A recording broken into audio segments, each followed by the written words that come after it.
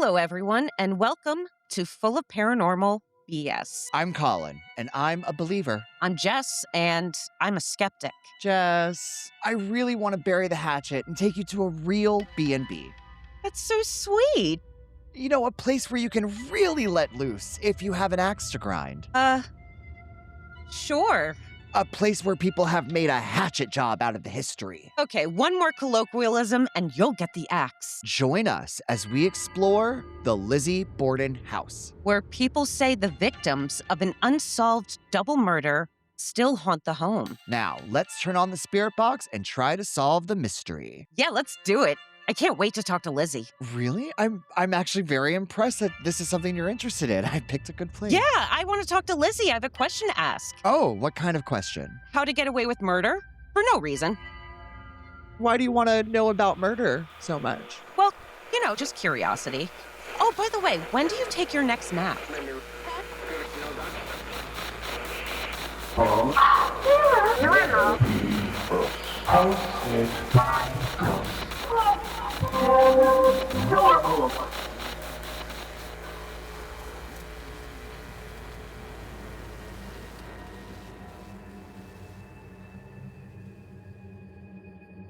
The story of the Lizzie Borden house begins with a confirmed crime and a mystery that has never fully been resolved.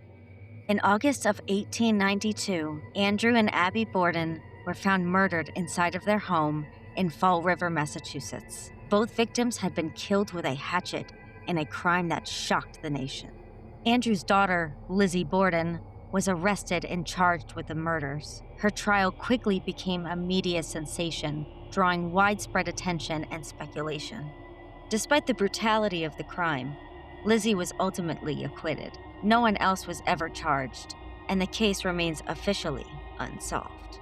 Over time, the house where the murders took place became the center of ongoing fascination. Visitors and staff have reported strange occurrences, from unexplained footsteps to sightings believed to be connected to the victims. Today, the home operates as a museum and also a bed and breakfast. It is often considered one of the most haunted locations in the United States. So the question remains, is the Lizzie Borden house truly haunted? Or has an unsolved violent crime shaped a legend that refuses to fade? Now, are you ready for me to ask you some questions? Oh, that was clever. I That love was it. cute. Yeah, I'm ready to kill it. You see what I did there? You see what I did there?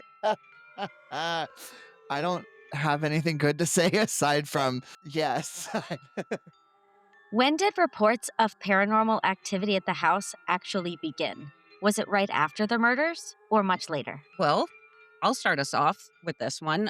Most people would probably think that these reports happened hundreds of years ago, but in reality, they didn't actually start to happen until 1995, 1996, because all those years before that, from 1892 to 1995, it was a privately owned residence. So it wasn't open to the public. There's very few verified public accounts of haunting from this time. But yeah, it wasn't until 1996 where reports started coming out about spooky happenings such as flickering lights and self-opening doors and the sounds of giggling children.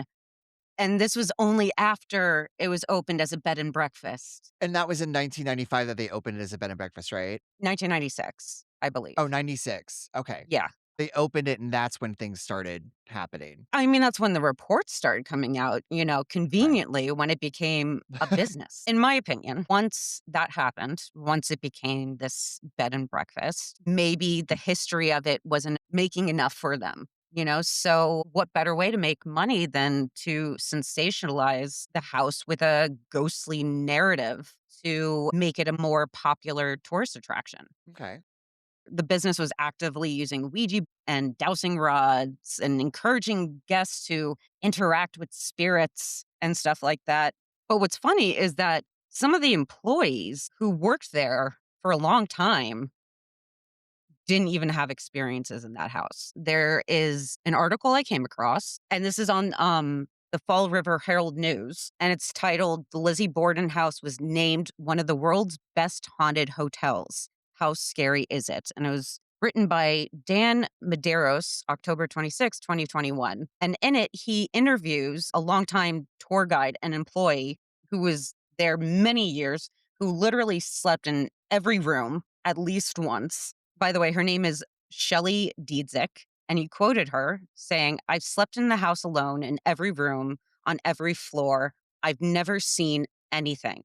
I've heard odd sounds once in a while. You could explain about 99.9% of them. When they put the air conditioning in, the house is honeycombed full of holes, so sound travels rather strangely." So I do think it's kind of funny that even employees working there for years and years and years didn't experience anything. So so you're saying like, oh, okay, tourist trap. But I will Mhm. say you had said employees who had not experienced anything. You based on everything you have employees, Okay, yeah, yeah, you yeah. know. I said it plural, okay? Because you know what? I bet if Shelley didn't experience anything, good old Shelley, a former longtime tour guide, that there's probably others that just didn't come forward. Do we think that's why she's no longer an employee? Because like she told on them, she was like, no, They were nothing like, happened. "You can't be telling truths." You know what's funny though about her, and I know I'm getting off topic, but you sent me some excerpts from the book you were reading, Yeah. right? And that book was, can you say the title and author? Yeah, the History and Haunting of Lizzie Borden by Rebecca F. Pittman. And what year was this written? It was written in 2016. Hmm. Okay. And this interview happened in 2021. Well, in 2016, she was actually quoted, the same Shelley, good old Shelley. And I wondered why that name sounded so familiar, and now I Yeah, know. good old Okay, now Shelley. I know. You Good didn't old even Shelley know did not. you were sending me this ammo. Good old Shelley actually said, "While I believe people come into haunted houses predisposed to being terrorized, I still have to admit there's a creepiness to being in the Borden house alone, which I have been for many hours. Sometimes I think I hear footsteps overhead when no one is there. Sometimes I think I hear voices at the top of the stairs, which cease when I go to the bottom of the stairs. Once or twice I have felt a chill or smelled the scent of perfume which hangs briefly in the air, all when the house is empty. One evening, while alone, I felt something cold behind my chair in the dining room, then a sigh. My mind rationalized most of this, but there is always a tiny margin of wondering, is there something there?" So I think that's almost a stark contrast to what she said in the 2021 interview. Yeah. She I think she literally, rationalized it. yeah, and she worked there for a long, long time. I don't know if she was there when it opened, I have no idea, but I know if that was in 2016, you 16 when said the that book book? was wrote, yeah. And this interview came out in 2021, like, she's been there a minute, Oh, yeah, you no, they know? definitely fired her. They were like, "Look, that's why she came out in the article." She said, "They fired me for no good reason, so Oh I'm my telling the gosh. truth Oh, so you think it was out of pettiness that she was out like, of "It's spite and not haunted. malice." I've never experienced anything." Like, Shelley's like, "They could never pronounce my name correctly, like my last name." So I was like, "No, I'm done." Diedzik. Like, that's what you get, Yeah, Shelley. yeah, we had to Google that. We did. Yeah, so I completely interpreted this question different, actually. Hmm, interesting. I did. I went back. I went way back because, what you were saying, how it was a private residence and there were like no reports of anyone coming out. So I went way back. And I think it kind of goes along the same idea of like possibly these people who own the house didn't really come out and say anything because they didn't want to be labeled as crazy or anything Hmm, like that. Like you had said with sensationalism, especially things hitting the media waves, I think it's very plausible that they were, because one, here's the thing. So Fall River, Massachusetts, very small town. Clearly in the 1800s, it was smaller. I have reports of not necessarily haunting. I'm assuming some certain things here. I will openly admit that. But in the History and Haunting of Lizzie Borden by Rebecca F. Pittman, she does state that prior to moving into that house, they lived at another street called 12 Ferry Street. It was a very small house. They were literally elbow to elbow, asses to asses. And it was Andrew, his wife Sarah, it was his sister, his sister's husband, and then also they had just had baby Emma. And unfortunately, Andrew's sister Phoebe Ann, she died within the walls of 12 Ferry Street at the age of 27. Shortly after that, Andrew and Sarah had a second child named Alice Esther. And unfortunately, at just under 2 years of age, she did die of what they called hydrocephalus acutus, or dropsy on the brain. It was basically a buildup of cerebrospinal fluid. That's awful. It was terrible, but those of us who's ever, played the Oregon Trail, un a lot of people don't survive these times. They just Love don't. that game. I love that game. Who does it? Who doesn't die of dysentery at some Yeah, point in that at game? some point. Yeah. So we have 2 deaths already. Now, granted, like, once again, this is not the home they actually lived in. They ended up moving a little bit later after Lizzie was born, but Lizzie was 3 years old when her mother, Sarah Borden, she died at 39 of uterine congestion and disease of the spine, which I believe translates Oof. to essentially a form of cancer. Oof. And Ouch.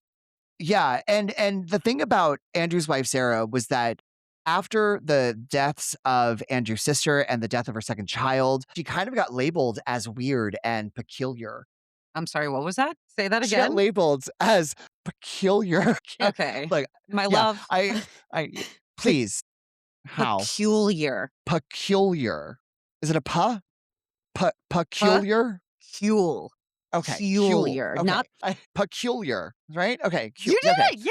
Yay! I did, Good I job. know. So she was It's a labeled. tricky one. It is. But she was labeled as weird and peculiar throughout the town. And people said that she would stare at things. She would act like, she'd hear something when no one else did. Now, could that have been signs of what was unfortunately going on in her body? Yeah. Absolutely. Or mental health in Or general. mental health. And I honestly kind of feel that you have these 3 tragic deaths in a completely different home. Yes, absolutely. But then they moved to a larger home. Andrew was making a little bit more money. I kind of think that this sorrow and this sadness potentially followed them. And I think if Mm, it started something in the Lizzie Borden house itself. I think that in the world of paranormal, we see all sorts of stuff to where you have almost like a shadow over you of grief and sorrow, and it starts manifesting itself. And I don't think they could tell anyone. Right. I don't think that they could, call the Ghostbusters or go to their local priest and say, yeah. hey, something is Well, isn't happening. that convenient for you? But maybe there's something in Lizzie's journals. We never know. I've never read them. They are in display at Mhm. the museum/farmhouse. Maybe she wrote about some stuff. But I don't know. I think just from looking at other cases throughout my history of paranormal, I think it's highly possible that they were experiencing something in the Lizzie Borden house with everything that had happened prior. It just no one broke out quill and pen. There are reports of childlike laughter or a softer, less threatening energy. How do those experiences fit into such a violent history? So before I answer this question, I do want to just express a little disclaimer for the listeners out there. What I am about to talk about, unfortunately, does concern child death and suicide and postpartum type depression and talk. So if that's not your thing, please go ahead, look at the chapter, skip to the next one, skip the question. We won't be mad at you. I promise. It's okay. It's all good. We understand. So do that now. Okay, good. Okay, so they're gone. So I want to bring up Eliza Borden. Eliza Borden she's the second wife of Lodwick Borden, and Lodwick was Lizzie's great uncle. So he was basically the brother to Lizzie's paternal grandfather. I know it's a lot family tree to work out. And essentially, what ended up happening, and this was like at the house across the street from the Borden house, 6 months after giving birth to her son, Holder, something snapped. That is what they say. Basically, people believe that she was struggling with postpartum depression after giving birth. Back then, they didn't have a treatment for that. They didn't even acknowledge postpartum or anything such as that. Basically, on this day, she took her youngest children. So there was Eliza Ann and Holder, and there was also another child. Wait. Yeah. There were 3 kids. Yeah, there are 3 kids. I'm so sorry. One of them survived. Yes, and for some odd reason, this article that I have pulled up did not list all 3. It only listed the 2. Regardless. So she took Eliza Ann and Holder down to the basement. There was like a large cistern. It was basically a well to where they would gather fresh water from. And she threw her children in the well.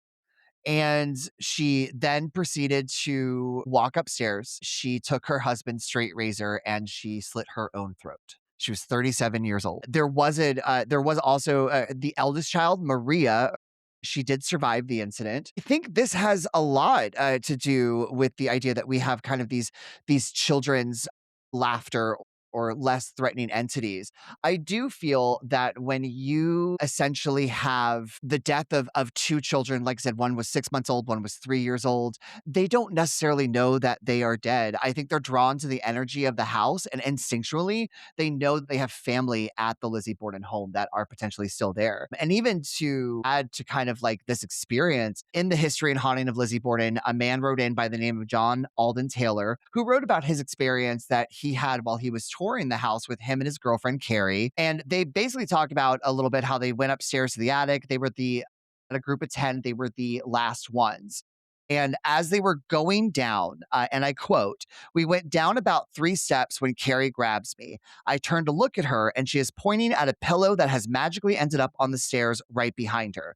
We just walked down the steps. There was no one else up there." That is very childlike behavior to kind of throw things around or even in a sense materialize, play jokes, kind of play games and interact with people such as that. So having this pillow magically aspirate, I use a Harry Potter reference there, you're welcome, right behind them that was clearly not there. They freaked out. They kind of ran down the stairs. I think that entails to the haunting of children essentially being there. Yeah, that's where I'll go with that. Sorry to break it to you, but I don't think those kids are there. Why? Tell me. Well, one, like you said, it didn't happen in that house. It happened next door to that house. Also, and I hate to say this, I'm inclined to believe that this actual historic thing that happened is being used as, how do I word this? I see kind of a commercial evolution happening, Hmm. you know? I could see why this story would be used at the Lizzie Borden house because the main thing that they have working with them is, talking about this scary, like, hatchet wielding ghost. And I feel like that could probably be a little off putting for tourists. So I think what they were trying to do, honestly, is present a less threatening spirit, and I feel like they added to that by the power of props because they have it all set up in Bridget Sullivan's old room. Yes. They put old toys, marbles, dolls, and it feels very much like environmental priming. So when guests get into that room and they see toys on the floor, they're gonna be like, "Oh, kids." So they're I feel like they're kind of already expecting those child spirits in their head just because of the setting of the room. Interesting. And probably because they heard this story about not a story, but an actual thing that happened. And what I've noticed, I feel like a lot of times, especially watching investigations, which of course we'll get into much later, but it always felt like the investigators were trying to leave out that detail Hmm. of the fact that this happened next door. It didn't happen at the house. So I don't know. It all seems a little too convenient for me. It feels like they had something to use to make it more marketable, the house, and so they used it. And unintentionally kind of throwing props your way. I do find that thought very interesting just because going over a lot of especially this giant book of the history and haunting of Lizzie Borden, right? This 800 some odd page book, not once does she ever really talk about Eliza Borden and what happened with her 40 years prior. In any of the research that I had found, I honestly didn't even know to start looking for Eliza Borden until we were watching some investigations and they brought it up. But also, my understanding is that it's not brought up in tours, not unless it's specifically asked about. So, kind of going into this place and seeing toys and all that kind of stuff, you're assuming that there should be children's spirits. And then someone might say, "Oh, why are there children here?" Mhm. So it's a very interesting idea. Like I said, not intentionally to kind of throw props your way, but also that house where Eliza did murder her children is now the convenience store that is across the street that I did read. And I didn't find any reports of that location particularly being haunted. Now, granted, I did not like deep dive into it, but I wasn't really finding anything about it. But I do find that I do think that is very interesting. Well, I actually did see in one of the investigations that we will talk about later, Yes. the tour guide, who I thought was very good. He brings them down to the basement where there's the cistern, and he does talk about the Eliza Borden murders, and he points at the cistern and goes, "That's like, exactly what it would have looked like next door." So you said they weren't talking about that case, but I don't agree with that. I think they do in the tours. I think I've watched enough and read enough articles about the tours to know that they do bring it up. Well, I think a tour for, like, us as in a group of, like, 10 or 20, like, going there not as paranormal investigators, just as a tour, I would say I don't think it's brought up, but I think that when you have cameras and a film crew and you're there as paranormal investigators, they're kinda I think it's the idea of saying, "Hey, look, this happened." I don't know, I could be 100% wrong, but that's kinda my feel of it, but I trust you in your research. As you should. Many claim to experience paranormal activity tied to Abby and Andrew. Why do you think those spirits, if real, would linger? If real. Well, they're not. And I have quite a few reasons to believe they're not. Bring it to me. Okay, you ready? You ready? You ready? Pretty. So first, I want to talk about psychological priming, okay? So both the rooms that the murders happened are accessible. Yes. The living room is open to anybody staying there, and then the John Morse suite is where Abby Borden was killed, and they let people spend the night there. Now, the reason I say psychological priming is because these areas are surrounded with crime scene photos and replicas. I feel like this primes the brain to interpret stimuli like a draft as Abby's spirit or a shadow on a wall as a paranormal event related to the victims. Because everywhere you turn in these areas, you come face to face with these grisly pictures of what actually happened to them. I mean, they have a replica couch exactly where Andrew Borden died, and they let people pose there as him. And they have pictures of his dead body. They have replicas of the skulls and the damage that was done to them. I'm really mad about this because this question forced me to do science. Not science. I know. Listen, I'm a history buff. Give me history all day. I'll read all about it. Science stuff, not so much. But alas, here I am doing the work to represent my fellow skeptics out there. So I think personally that all of this psychological priming, and there's been a lot of reports about these kind of things happening, but I think it's led them to basically having waking dreams, which are also called, get ready for the science, hypnagogic hallucinations. Say that 3 times fast. Hypnagogic hallucinations. Because a lot of the reports of hauntings when it comes to Abby or Andrew is like people saying that they wake up and they see them at the foot of the bed. But like I said, that is not necessarily paranormal. That can be due to, I'll say it again. Everybody say it with me. Pretend there's a bouncing ball. Ready? Yeah. Hypnagogic Hypnagogic hallucinations. hallucinations. Yeah. Yay. Okay. So, yeah, I feel like in an unfamiliar, high stress environment where you're surrounded by crime scene photos and you're being told over and over and over again, brutal murders happened here, brutal murders happened here. I think it can lead to those types of hallucinations. And I think for the person, it can feel extremely real, but it's purely biological. I mean, there's three types of these hallucinations. They typically happen as you're falling asleep. And I'm getting this information straight from the Cleveland Clinic website. They have a article all about it, but it happens just as you're falling asleep.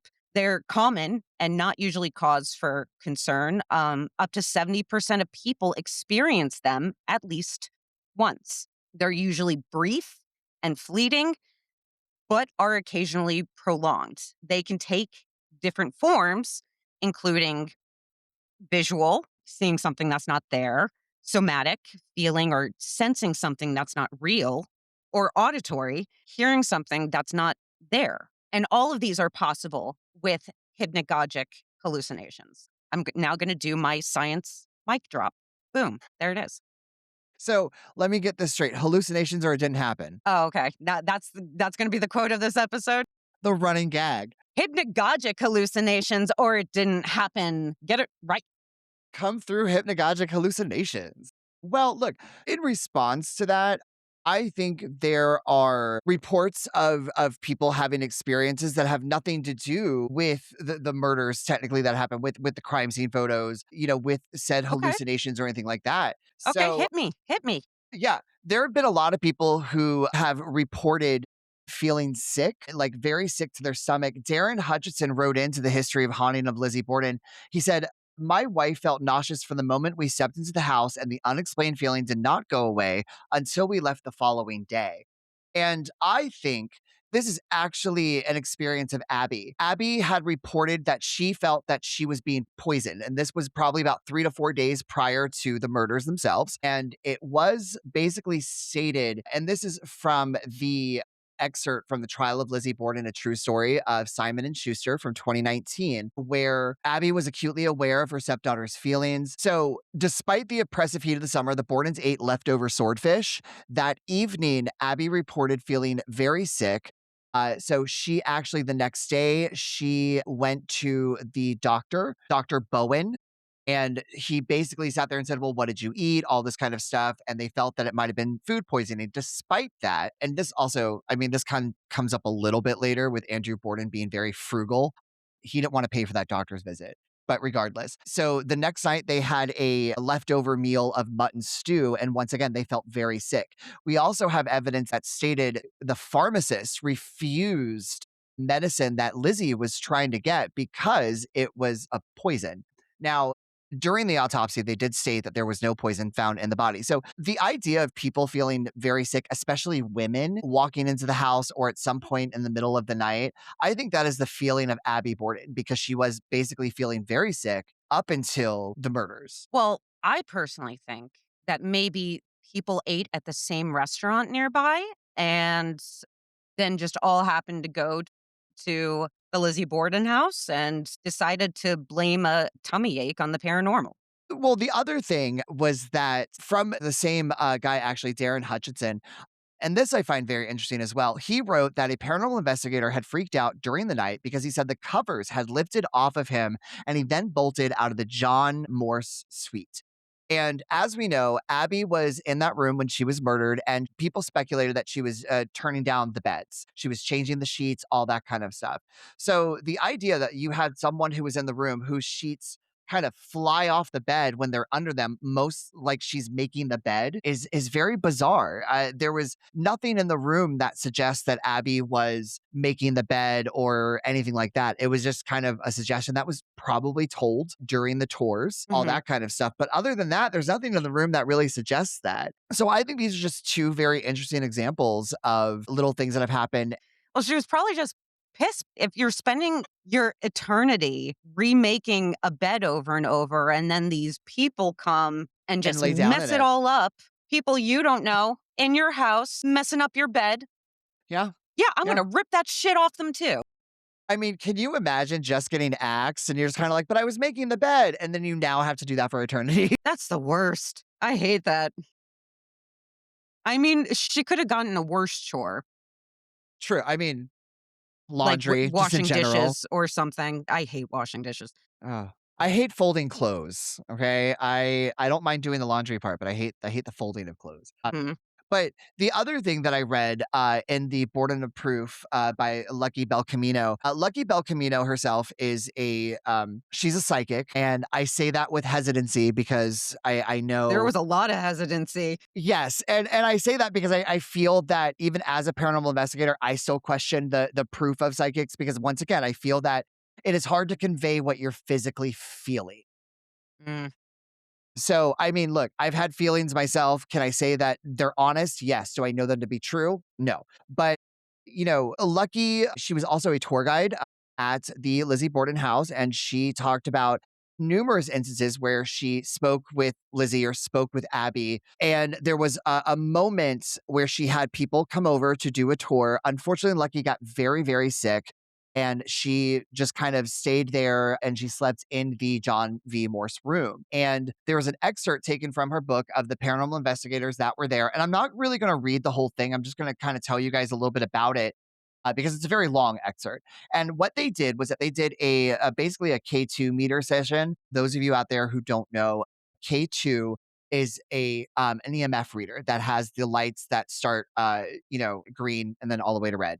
They sat in the room with Lucky and they asked questions, just kind of random stuff, and they would watch the lights go up and down. But when they started speaking about Lucky and asking if someone was there to watch over her and to help her, they were getting responses that would go all the way up to red. And they would ask if it was Abby, and it would always go back up to red. So it appeared as if Abby was actually taking care of Lucky and making sure that she was going to get over the sickness that was there. And they did ask if is this Lizzie? No response. Is this John Morse? No response. It only responded when they asked questions to Abby. So I found that very interesting that we had this picture of that Abby was a terrible stepmom. You're a wicked woman, yada, yada, yada. But we have this excerpt basically stating that Abby took care of everyone.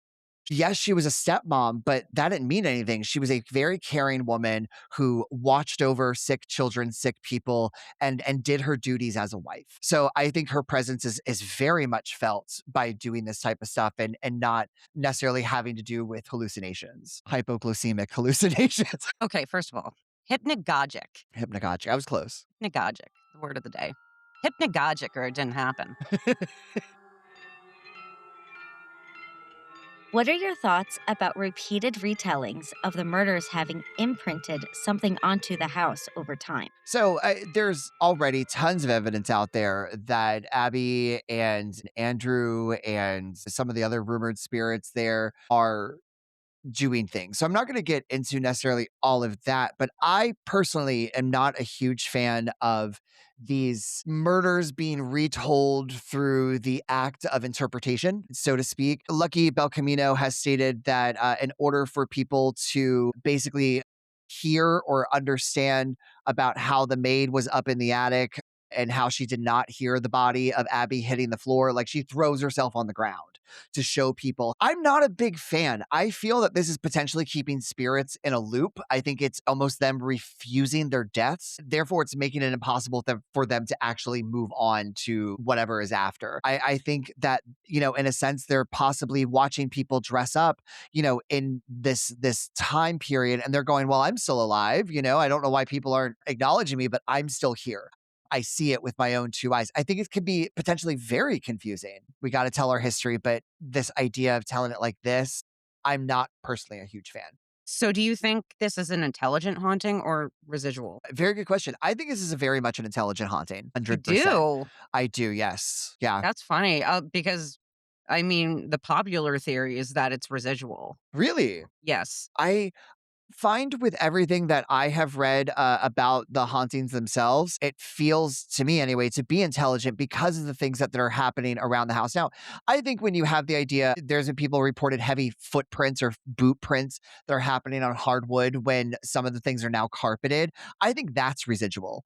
But I think this idea of Andrew Borden scratching you when you call him frugal or try to take the change off his jar, I think that's intelligent. I also think this idea of Abby turning down the bed, like we suggested earlier. That's intelligent. None of that seems something that would be just residual or staying there. So I definitely feel that a lot of what has been reported that I have read has been intelligent. Well, I don't think either. I don't think it's residual or intelligent. It all feels kind of like a social construction. You know what I mean? I don't necessarily think the imprint is in the house, but I think it's in the minds of the visitors, because the way that this Borden story has almost become like a popular American myth, right?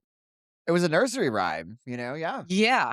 It was literally a nursery rhyme. And I feel like repeated retellings create like a shared expectation, right? If everybody hears that the parlor has a heavy energy, I feel like those people are more likely to feel that energy themselves. Does that make sense?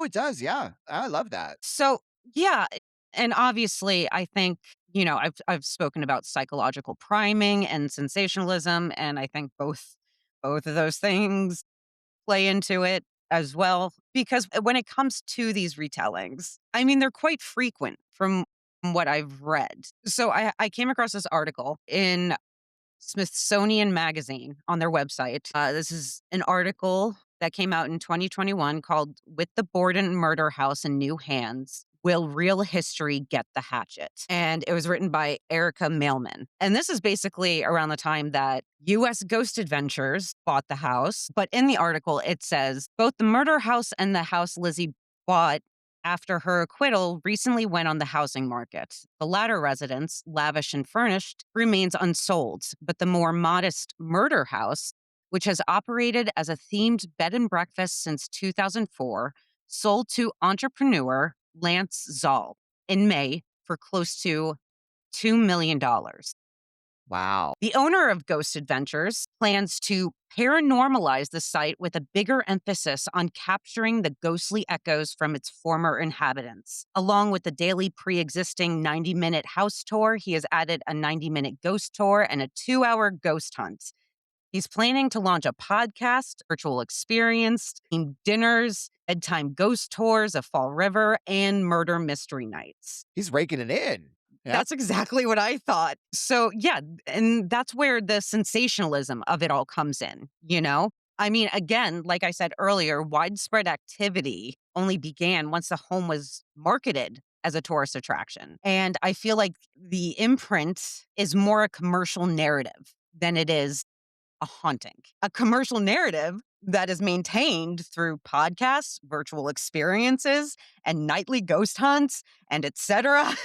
Yeah, I think there's an imprinting there, but I don't think that imprinting is on the house. It's on the visitors. An expectation is set. Yeah. It's very, Mhm. very interesting. Do you believe the violent deaths of Abby and Andrew Borden have opened a portal to something demonic in the house? First of all, I hate that we're already talking about another portal. Okay? I already hate it. No, I don't think that there's a freaking portal there. In fact, I would go as far to say that if I were to believe a portal, I believe the one on the Queen Mary way more than I believe in this one. If you want to hear about that portal, go listen to our last episode. I mean, I feel like the portal reports have been so inconsistent. I've watched multiple investigations where they had different psychics come in. I saw one psychic that straight up just said, "No, there's no demons here." But then another psychic would come in and be like, "No, there's demons here." So if that isn't consistent, I've heard people deny it. I've heard people say there is. It's so back and forth that I think it's Bullshit. yeah, I think it's bullshit. Thank you, Colin. Thank you. I was searching for a better word than bullshit. Yeah. That word did not happen. I mean, of course, I'm going to bring up there's no scientific or historical evidence that supports the existence of a portal. I think Queen Mary had more evidence, even though, like, we basically debunked it, but it had more evidence of the existence of a portal. We? Oh, you want me to take full credit for that one? Yes. I debunked it. No, no, no. No, it wasn't. No, it was other people debunked it. I just found the research for it. Yeah. So there's been the inconsistency of people saying, yes, there is. No, there isn't. Yes, there is. No, there isn't, which I didn't experience when I researched the portal for the Queen Mary. So at least they have that going for them. Those reports are pretty consistent. But I feel like every tool is being used when it comes to popularizing this location as a haunted hotspot. Yeah. Yeah. The hammers, the wrenches, and the screwdrivers. Yeah, basically. Yes. So, in response to that, I'm actually going to agree a little bit with Jess here in the sense that no, I don't. I know it's okay. No, I I'm don't always so think. flattered when you agree with me. Well, partly because I don't think there's anything demonic in the house. I don't think that the violent deaths opened a portal to anything demonic. But I do feel that some people's personal experiences have made them think it's demonic because of the intensity, because it feels like an attack, right? So, in the Mm. examples that I have, a lot of this comes from the Borden of Proof. So, one, she actually talks a little bit about the house Ouija board that is there in the house. As we all know, there's no devil magic in the house. Okay. course, we all know this. Yeah, as we should. I Yes. think there's no devil magic in the house. But there was a night that Lucky went to go tell the owner, Leanne, of some experiences she had during the tour, and she wanted to know if she could actually use the house Ouija board that is there in the Lizzie Borden house. And Leanne was like, "Sure, you certainly can, but did you know that it had been stolen years ago?" And her story states that Leanne started laughing, said, "Someone stole it years ago, but then it mysteriously came back in the mail. It didn't have a return address on it, but it did have a note inside the package. The note read, 'Make it stop.'" So What? yeah. True story. Wait. Someone stole it and then they sent it back. They said, "Make it stop." And this story is told within the house to, and I'm sure people ask about it. So once again, I think when you see Ouija board, you think demonic, like you think something is going on. And then we had another story that was sent in, and this was by Danny and Lauren Perez, and they are part of the MassCon Paranormal. And they stated that sometime during the night, they had a friend that felt very uncomfortable. She felt like she could not breathe, and something was around her throat. So when you have reports of something like strangling you, stuff like that, it's kind of like, well, wait a minute, this feels demonic, because that's what we've all learned, not only via Hollywood, but by being what we're told in the media when you do paranormal investigations. There's also Andrew Borden has said to have scratched people who have called him frugal, or when they tried to take change off of his dresser. And so when you get scratched by something, again, you're like, oh, this feels demonic. There are numerous reports of shadow people at the top of the steps of the Lizzie Borden house onto the second floor. And people kind of associate the idea of shadow entities being demonic. So I think this idea of all these reports of what people have seen or experienced that to them felt threatening, they immediately associate it with something demonic. And I don't personally think that that is true. I don't feel that there has a portal to something demonic has been opened in the Lizzie Borden house. Why would the basement be reported as one of the most haunted rooms if the murders took place on the first and second floor?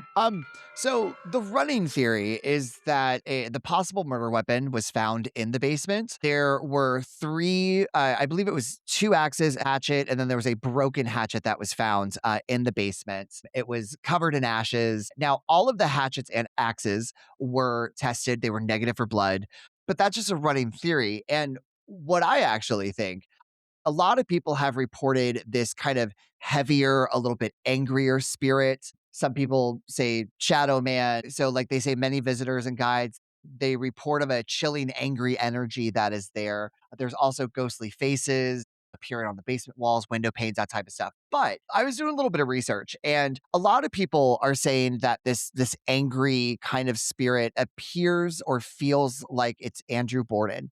And Hmm. I think the spirit of Andrew actually likes to linger in the basement because it was very common for people to store valuables in the basement. Andrew was known to be very frugal and possibly did not trust bank safes with his valuables.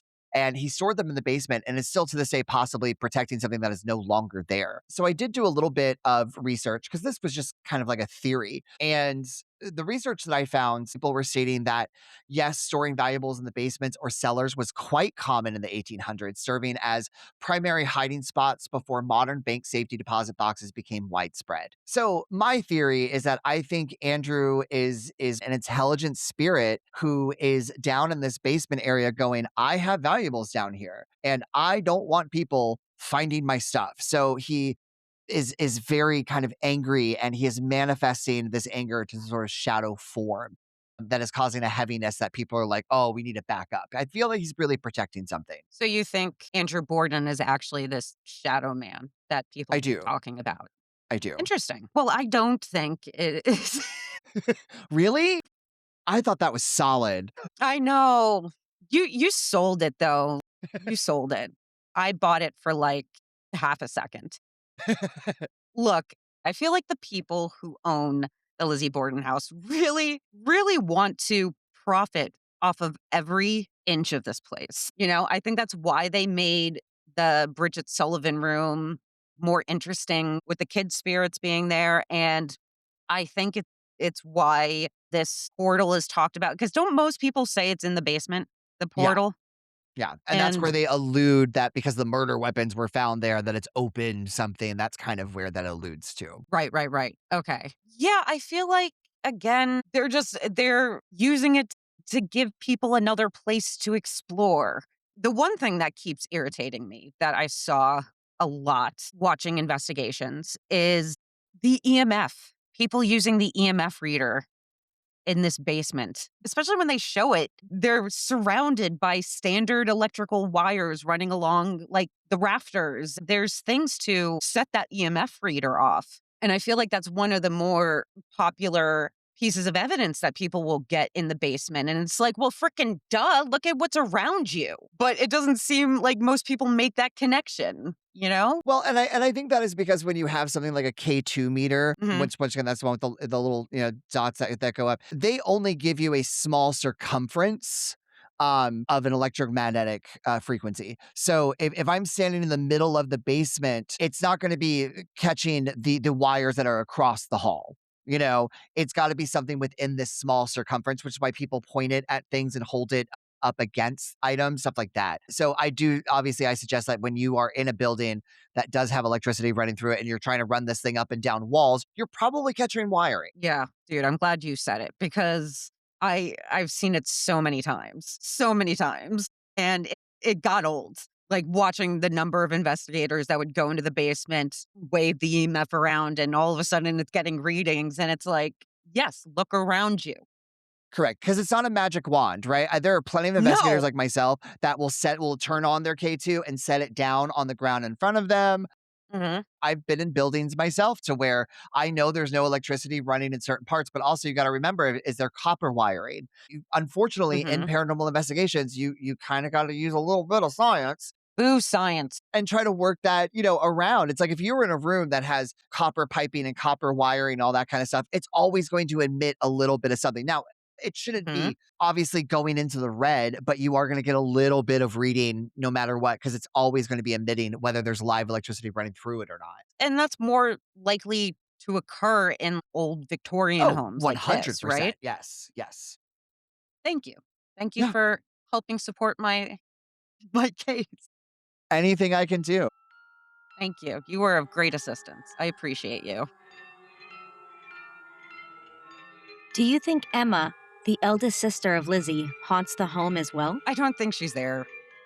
Again, no, no, no, no, no, no. I'll just be Miss No for this episode, like I always am. If I actually believed in hauntings, it still wouldn't make sense why Emma would be there. For one, she wasn't present for the murders. She was out of town at that time. She lived most of her adult life in the Maplecroft house. Maplecroft, yep.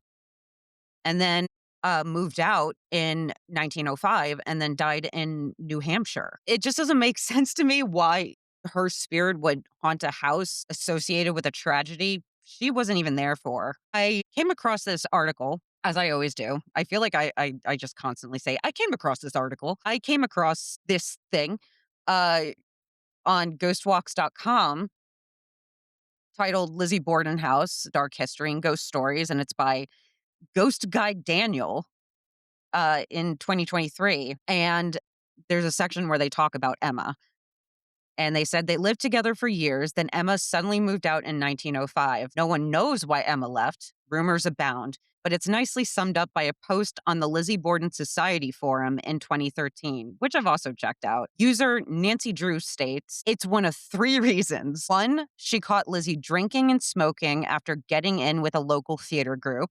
Two, she found out Lizzie was sleeping with Nance O'Neill from the theater group. Or three, she found out Lizzie actually killed Andrew and Abby. Sure, everyone wants to believe it's because of murder. Maybe. Considering Emma never spoke to Lizzie again, she moved to New Hampshire and lived an isolated life until her death. Yeah, I just thought it was so funny to come across like this historical bit of gossip. Because I've never thought, like, oh, why did Emma leave? My usual question is why did Lizzie stay? Not why Emma left. With that said, I don't know, this made me chuckle because it was like some scandalous gossip about something that happened in the 1800s. Scandalous. It even reiterates, like, she left and never spoke to Lizzie again. So why would she be at that house? This is where you come in. Well, okay, let me talk a little bit about the idea of Emma. A lot of people have reported there's some like apparitions. A lot of visitors have claimed to see a quiet, solemn woman near the upstairs window or in the former suite that was her bedroom. They describe the figure as radiating calm and kind of a melancholy energy. The other reports that I have found is reports of crying or sadness that have come across. And a lot of people report that as being Emma. There is actually a story that was written into the history and haunting of Lizzie Borden by Angel Brigham. And she states that while she was on a tour with her mother in 2015, she was enjoying it, but she was ready for the tour to be over. And during that time, she could hear sobbing sound next to the room that was a dress closet. Now it's a bathroom for some of the bedrooms on the second floor. She mentioned it to the tour guide. No one heard anything but her. So the tour guide did continue their tour. And once again, she starts hearing the sobbing coming from what is now a bathroom. She moved away from it. It would get louder. She would get closer. It would get softer. She actually pulled her mother over to see if her mother could hear it. She was the only one who could hear this sobbing. I think that if all of this sadness that is reported is the spirit of Emma, I think the reason why she is still around is guilt. And I think that while she did not necessarily play a hand, because we know she did not have anything to do as far as, holding the murder weapon and actually killing anyone with it, because she was out of town. That is a fact. But she did report in her journals that were published after her death, and this is also reported from the history of a haunting of Lizzie Borden. Emma would say in later years that she had stood by her mother's deathbed and acquiesced to one promise her mother asked of her, to always watch over baby Lizzie. This was a promise Emma Borden fulfilled beyond all human endurance until the day she was lowered into her grave. I think it's highly possible that Lizzie did something and Emma protected her at all costs. And I think she's still, to this day, unfortunately, not able to cross on because of that guilt. And I think that is why she is sad and she is still there. How credible do you find reports that the maid, Bridget Sullivan, may be haunting the house? And why would her presence linger when she wasn't a victim? So there has not been, I don't want to say credible reports because I feel like Bridget Sullivan is very underlooked, so to speak. The reports that I have found, shockingly, in the two books that I read on all of this, Bridget was hardly mentioned as a spirit haunting the house. There have been reports kind of scattered throughout of people seeing a woman in maid's clothing on the third floor. There's also been the sound of keys jangling and a woman's voice crying out for help. I do find the keys jangling one to be a little, I will say, disingenuous, just because in the house, there were not a lot of locked doors. Actually, Abby did not start putting locks on things until there were thefts happening within the house. Like she was finding things in her room going missing, and they had accused Lizzie of it. So that's when she started putting locks on things. So this idea of Bridget carrying around a giant, ring of keys like a janitor at a school, and now people are hearing, keys being jangled, kind of does make me giggle a little bit. Once again, I think, Jess, it does kind of go to your side a little bit. But, it's the idea that if Bridget is there, why might she actually be lingering? Because she did not die in the house. I think it kind of goes to the idea of guilt. A lot of people had suspected that Bridget had some sort of hand in the murders, not that she necessarily committed them, but she knew enough about them. She was in the house when both murders actually happened. She was upstairs in her room sleeping, which is why Lucky Belcamino will throw herself on the floor when in the John Morse room to sit there and give people the idea of like, how could you not hear a body hit the ground as hard as that? So the evidence that Bridget possibly played a hand in all of this is, in my opinion, very high and very overwhelming. And I think that if she is still in that house as a paranormal investigator, I am very unsure because the sightings are very few and far in between. It's mainly out of guilt and she just can't really move on from it. Well, I disagree. Surprise of the century. I disagree that if I'm feeding into this idea that guilt brought her back to that house. I mean, she ended up living a pretty nice life after, if I recall in my research. I think she moved to Montana, and that's where she died of natural causes. So the I just find the idea of her spirit returning to her former employer's attic a little far-fetched. Let's just say that. I just find it unlikely. Honestly, I feel like, again, it was used by US Ghost Adventures as commercial motivation because they needed that third floor attic room, her former room, to be as marketable as the second floor murder suite. I feel like they had a lot of motivation to bring that spirit back and be like, oh, this is a room you guys should check out. The maid is still there. She didn't die there. She led a pretty nice life, died in Montana, but she's here. Yeah, it doesn't make sense to me. And to not to necessarily piggyback off that, but because you had asked me earlier about, if I think something was intelligent or residual, I think honestly, if any Mhm. reports of Bridget is there, I think it's residual. I think that, she spent a lot of time doing many things in that house, such as jangling keys and cleaning stuff and up and down the steps and all of that. I think that's the reason why the reports are very slim of Bridget is because it's mainly residual. I mean, that'd be something if guilt was so strong that it would bring you back to your former employment from years and years ago, especially when I feel like they disrespected her. I kept seeing this name Maggie pop up, right? Bridget Maggie Sullivan, yeah. Yeah, and I kept seeing people be like, "Oh, that's what she preferred. That's what she liked. She liked the nickname Maggie." But then when I looked into it, I actually read her court testimony because you can find that online. Yeah. Her whole testimony in court. The girls called her Maggie. Emma and Lizzie called her Maggie because that was the name of their previous maid. God. How rude. I know. Why would you want to go back to that after death? Why, if of all the places you could go, How white privilege. right? Like, I'm sorry, like, we have money and we've had many maids, and we just can't be bothered to remember your name. So we're just gonna give you the name of the last one. I wonder how many God, Maggies there were. it's like they got instructions from Emily Gilmore. All my Gilmore Girls fans out there, shout out. You brought up something very interesting about the idea of guilt and how it could make you come back to such a place to where obviously you were not respected. Hmm.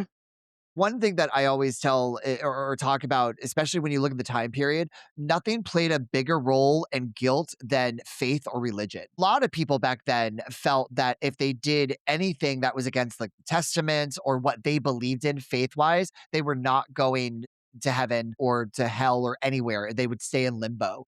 And Mm. that guilt was heavily used through so many things back then. So I I don't know for sure, but I imagine Bridget to be a religious woman.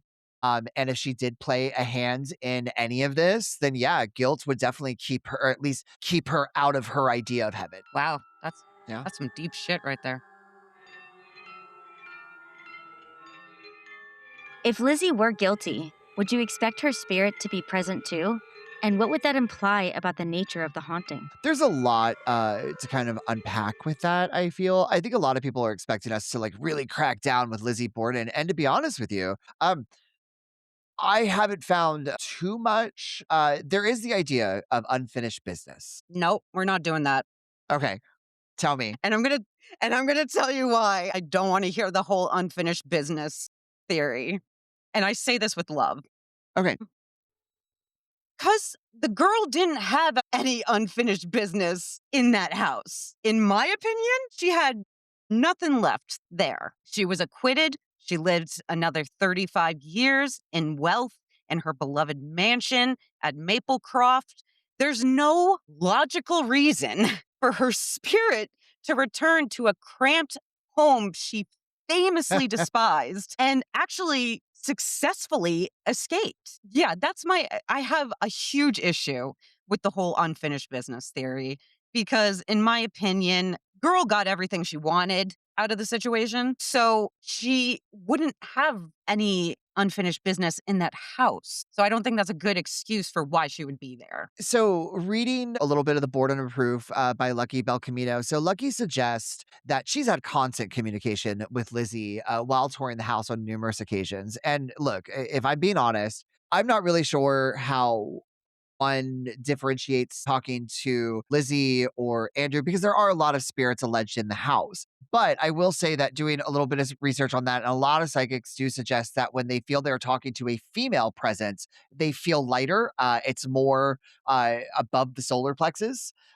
It's a little bit higher. And so they feel lighter energy when it's a female. And when they speak with a male energy, it's lower and it feels grounded and it's deeper, almost like a man's voice. And that's kind of somehow that they can tell the difference. And Lucky does say that for her communications with Lizzie is because she's kind of asking questions that really only Lizzie would know the answer to. But visitors frequently report hearing a woman's chilling laughter or cackling near the stairs where the stepmother was killed.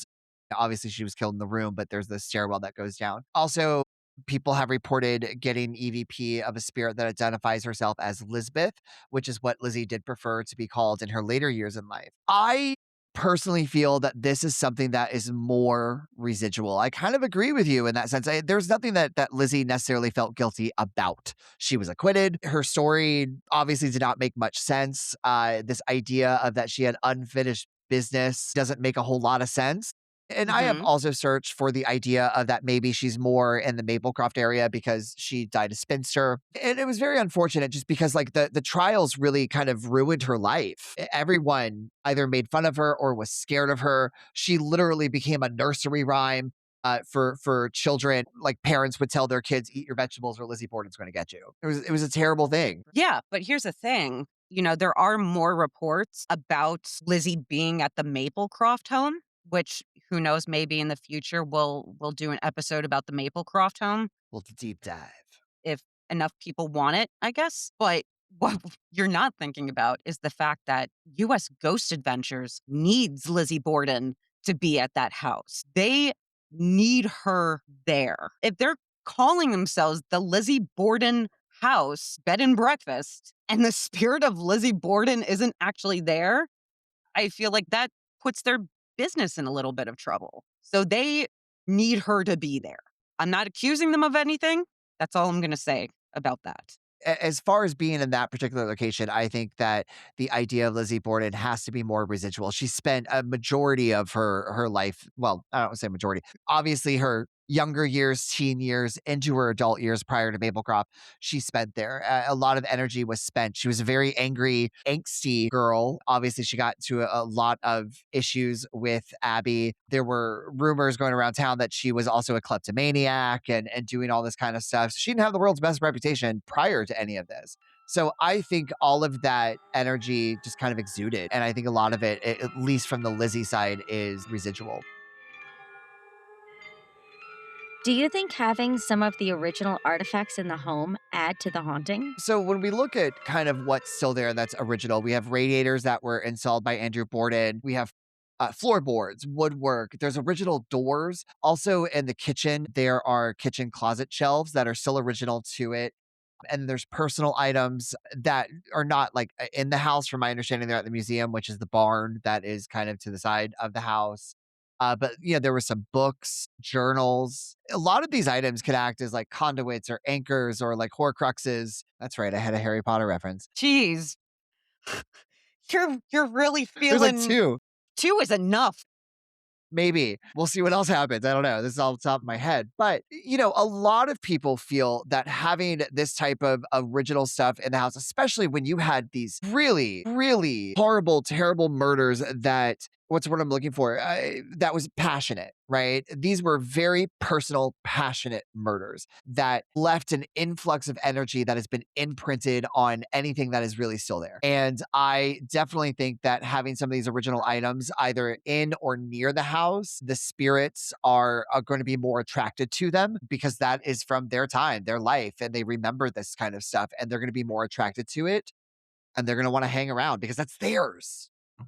It's their Horcrux. Interesting. It's interesting that people think that having original artifacts in that house add to the haunting, because if that were the case, the Fall River Historical Society would be so haunted because they actually have most of the items from that case. They have the forensic evidence, they have personal possessions like Lizzie's silver goblets, a gold pocket watch, and even her personal meatloaf recipe. They have the trial exhibits like the original hatchet. The Second Street house only has a replica of the hatchet. It Yeah. doesn't Yeah. have the actual hatchet. So, in my opinion, if this were the case, if original artifacts added to a haunting, it wouldn't be adding much to the Lizzie Borden house because most of the actual stuff is somewhere else. Yeah. A lot So, of what they have is home decor, it's mhm. just the building of the house, the foundations. of the Yeah, house, which, I think when something's so passionate, and I say passionate, obviously not in a loving way, but I mean, look, you just can't act to people the way that they were acts and not have some sort of fury and passion behind it. I think that easily could be soaked into the foundations of the house. true. But I mean, they don't even have like original furniture. I came across guess what, guys? Another article. Really? Yes. This is from Frommers.com. And it's titled America's Most Haunted House Hunting for Ghosts in the Home of Lizzie Borden. It's written by Zach Thompson in 2023. He wrote, no original furnishings remain in the house on 2nd Street, but the place has been done up in the doilied, floral pattern heavy style favored by Victorians of the Borden's era, with some creepy touches, such as framed copies of the case's famous crime scene photos in the parlor and near Sullivan's attic level bedroom, a few old timey dolls you just know are plotting to kill you in your sleep. But then when you go over to the website, if you go to the Fall River Historical Society websites, they have the Lizzie Borden collection. And on the site, they say Fall River Historical Society is recognized worldwide as the central repository for material pertaining to Lizzie Borden and Commonwealth of Massachusetts versus Lizzie A. Borden. Our incomparable holdings include original trial exhibits, rare photographs, and important primary source documents, making the FRHS the ultimate resource for journalists, historians, filmmakers, and others researching the case. In addition, our curators are among the top Borden experts in the world and frequently serve as authoritative sources on the subject.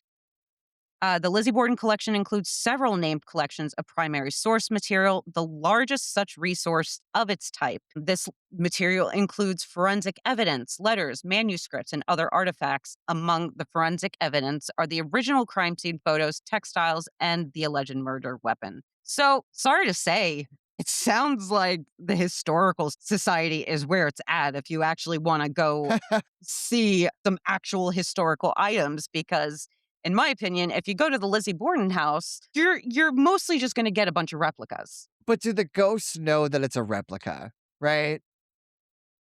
Are they gonna sit there and be like, "No, that's not the real axe I use." No. It's like they become like what is that show? The Road show. What is that show? The Antique. Yeah, the Antique Roadshow? Yeah, it's like they become professionals and they look at items and they go, no, this is not authentic. This will only get you about $100 maybe in auction. But, ghosts are attached to real items, and even though the replicas are still real, I think it's the idea that maybe these ghosts are like, "Look, there's an axe." That's what they're drawn to. I don't necessarily know that it has to be the actual object. The Historical Society sounds like it's got a lot more stuff to look at, like actual stuff, like real stuff.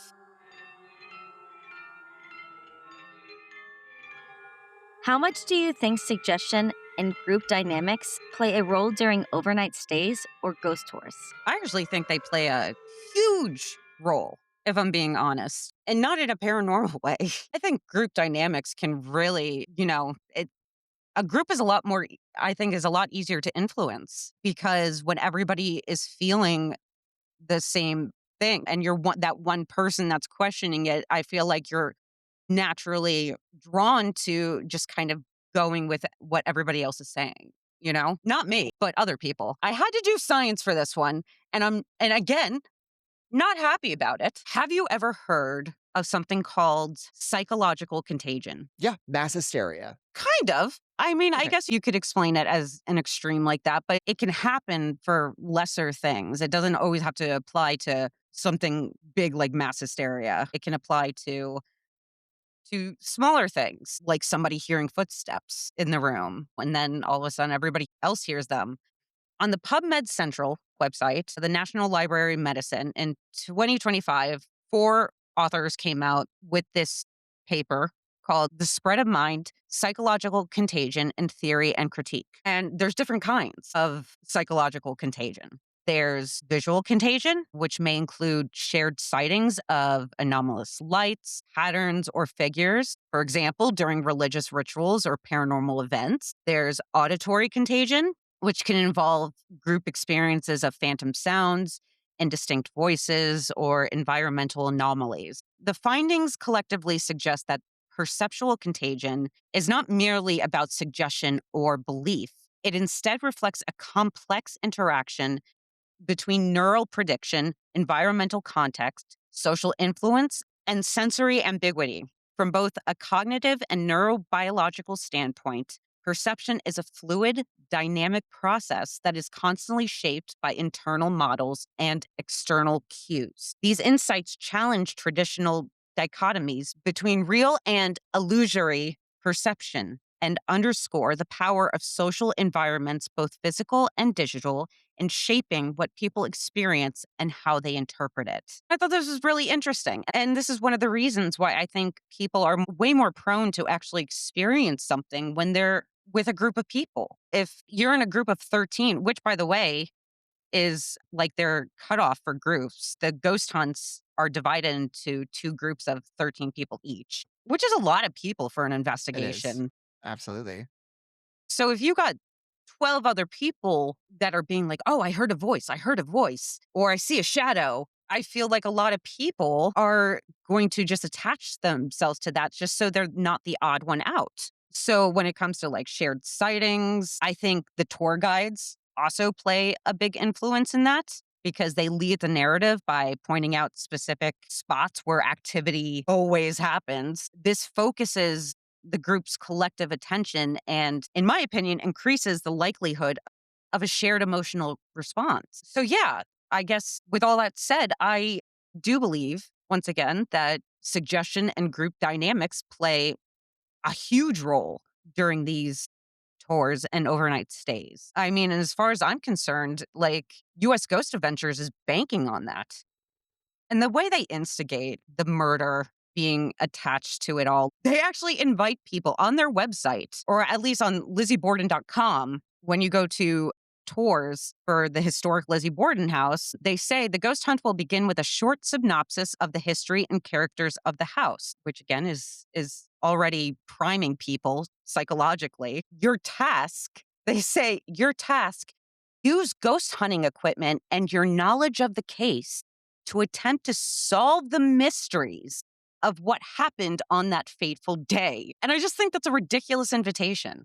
So all these people are coming into it, these groups of 13 people are coming into it being like, oh, we're not just here to catch ghosts. We're here to solve a fucking murder, guys. And I feel like that plays a huge influence because it gives them a bigger job than just finding ghosts. Not only do they have to find evidence of the paranormal, but on top of that, they're being invited to solve a murder. And I think people going into that ghost hunt with that mentality, I mean, it's, yeah, psychological contagion all the way through. So I'm actually going to agree with you in the sense of that. Now, do I still think it's haunted? Yes. But in this Boo. instance, I do agree with you because look, if I'm going to go into a location and you're telling me that I will definitely see Moaning Myrtle, I expect to see Moaning Myrtle. My God, Harry Potter, third reference this Told you episode. Colin, I was told you I was going to get 3 out, you but have a problem. I do. But that is you set an expectation. And I think that when you are doing these group dynamics and you are running with suggestion, I think keeping the memory alive for the spirits themselves is potentially dangerous. It's in a sense keeping them trapped in this loop. I think when someone comes into the environment, not only knowing about the case and then seeing a reenactment, it can easily force their brains to see things. I think that they will potentially jump at shadows. Even when I go into a location that I've been into before with people who have not, if I know from a previous experience, if I felt something, I don't talk about it. I will let them express to me if they feel something. I don't want to lead people on. You know, being a tour Yeah, guide for a haunted location, it's kind of like I had plenty of experiences, but I would always talk about those experiences after someone would say, "Oh, well, I feel very heavy here." Oh, that's great. Let me add on to that. explain to you why that might be. Yeah, because I don't want to lead people on. Yeah. I mean, that makes sense, but clearly that's not how this place operates. Yes. I think 13 people is just too much for a ghost hunt. Well, in that size of a location, Even if one person jumps, you're kind of guaranteed that at least five others are going to jump. If one person screams, there's a chance that other people in the group are going to scream, you know? So I actually think having a paranormal investigation of that size Yeah, you get a lot of contamination. is actually harmful to the investigation rather than it is helpful. Yeah, I think you get a lot of bleed through in those type of instances, especially because the Lizzie Borden house is not exceptionally large. Myself doing paranormal tours, we've had a lot of large groups come in, but we also use walkie talkies to be like, okay, we heard this. Hey, where's this other group at? Like we try to communicate with other people to make sure that there wasn't a bleed through or a crossover of someone else in a different part of the building. Now, I'm not sure how Ghost Adventures does their tours or anything such as that.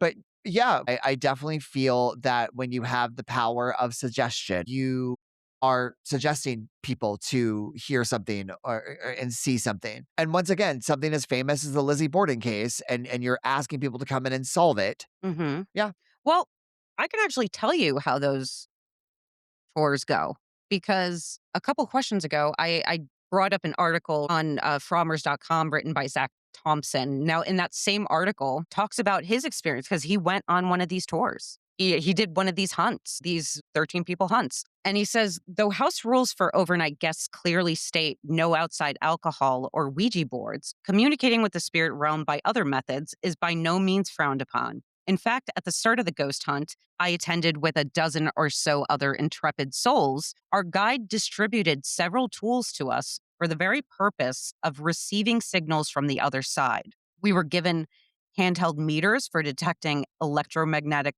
field radiation, which you're guaranteed to get results on if you put that sucker to a wall, divining rods for getting answers to yes and no questions from the beyond, which is another tool that I am very skeptical of. Plastic balls that light up when they detect motion, so cat toys.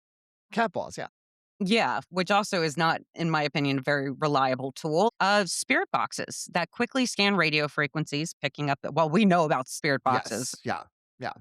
So they provide you with the tools. Of course, they're going to provide you with tools that you're more than likely going to get something out of, if I'm being honest, especially with the EMF. Well, I will say, that is a guide to paranormal investigating. Like those are the four basic things. Dowsing rods, I was never a believer of dowsing rods in all honesty, but I Mhm. will say using them, it's an experience to use them. I do feel a course of energy between the rods that I never expected. I was a complete disbeliever in dowsing rods. And then I bought a set on Amazon and I took them to a location. And I don't know, it's so hard to say, but it's like you feel the energy radiating between the wands. It's so weird to describe, but it's like it's just a personal experience I think one has to at least try out. I'm going to argue against you when it comes to the dowsing rods because have you ever heard of the idiomotor effect? No. Okay, so you remember the guy I mentioned last Yes, episode, yeah. Joe Yeah. Nickel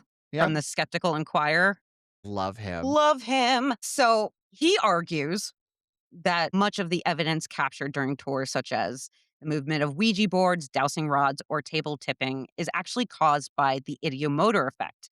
This is a psychological phenomenon where individuals make unconscious muscle movements driven by expectation rather than external spirits. He wrote an article on that's on the Skeptical Inquirer titled Lizzie Borden's 81 Wax Table Tipping Testimony from a Spirit, where he writes Cromwell asked for a small table to use in an attempt to communicate further with Abby, a 19th century spiritualist practice. The table tipping phenomenon involves sitters placing their hands atop a suitable table, usually a pedestal one, and inviting spirits to tilt it. Say once for yes, twice for no. The famous physicist Michael Faraday conducted experiments that demonstrated the mediums actually caused the movement by putting pressure on the tabletop, often unconsciously. The unconscious action is known as the idiomotor effect, which is also responsible for the movement of Ouija board planchets and of dowsing rods and pendulums. I can believe in that 100%. I feel that dowsing rods or even pendants, that's not something I necessarily use, but I will say just my own personal experience with dowsing rods is that, yeah, I find it very hard to stand super still while holding Hmm. these rods, which you can adjust the level of sensitivity on them a lot of the times. But I don't know, like when I use them, I felt there was an energy, and it's just something that you have to experience yourself. I'm not going to sit there and say that I truly believe in the dowsing rods, because I do feel that I am moving them in a sense subconsciously, but I cannot describe where that energy stems from. Right. But you said that you have way more experience with the dowsing rod than Ouija boards and Well, pendulums? like a pendant, yeah, pendulum. It's not necessarily something that I believe in, because I think I think our bodies naturally, when you're holding something upright like that, like a pendulum, it's easy to kind of make it go in a circle. But, I mean, all 3 of those things share the same method. It's the same thing. The ideomotor effect can literally affect each of Yeah, those things yeah, because it relies on movement, and people don't realize that movement is actually coming from them because they're trying correct. so hard to stay still, but that is almost physically impossible to stay Correct. Yeah. perfectly still. But I don't think that that theory can really express where that transfer of energy of how that's being felt. Like that doesn't explain why I'm feeling that. It's almost like static electricity that is coursing through the air that you would feel with your body. So yeah, but I definitely agree with that idea, because once again, I am not a very firm believer. I really want to experience table tipping, and that is only because there was a guy in the Lucky Bell Camino book who wrote in talking about how he came into this whole thing as a skeptic. He doesn't believe anything, yada yada yada. He went to a table tipping at the Lizzie Borden house, and that turned him into a believer of at least that. And I found it very interesting, and I would just love to experience something along those lines. Well, I guess we're gonna have to agree to disagree on this Yeah. one. We'll table tip some other time. Why are many reports of the hauntings just crazy dreams that guests have had? So I think a lot of it has to do with communication aspects. There was a story submitted to Reddit by Ravencrow that he titles "Creepy Experience at the Lizzie Borden House 5 years ago." Essentially, the gist of the story is that he was reaching out to see if anyone else had a similar experience. And in it, one, he talks about how he is a complete skeptic. He does not consider any of this really like paranormal, but he had such a weird experience while sleeping upstairs on the third floor that was the Knowlton room. It was a crazy type of dream to where he was never really sure if he was awake or asleep. And it was this very hyper realistic. At one point, he thought he heard a ball rolling across the floor, but he does remember looking into the toy chest earlier prior to going to bed, and there were no balls in there, just like dolls and some other stuff. And he ended up just kind of passing this off as a dream, and then speaking with the tour guide the next day, not prior, but the next day.